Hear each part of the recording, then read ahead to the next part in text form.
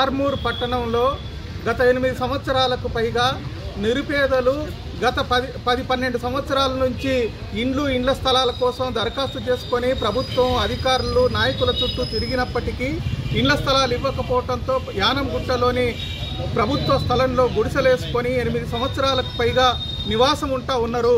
ఈ నివాసం ఉంటున్నటువంటి నిరుపేదలకు ఇండ్ల పట్టాలు ఇవ్వాలని, ఇంటి నంబర్లు ఇవ్వాలని అనేక మార్లు అధికారులకు ప్రభుత్వానికి మొరపెట్టుకున్నప్పటికీ అధికారులు నిర్లక్ష్యం వహిస్తూ పేదల పట్ల ఈరోజు సవతి తల్లి ప్రేమని కనబరుస్తూ ఉన్నారు.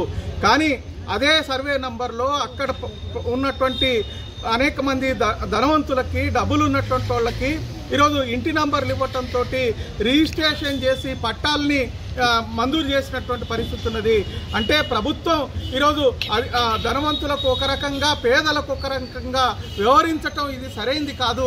ఈ విధానాన్ని విడనాడాలా, పేదల పట్ల వివక్షతను విడనాడాలనేటువంటిది డిమాండ్ చేస్తూ ఉన్నాం.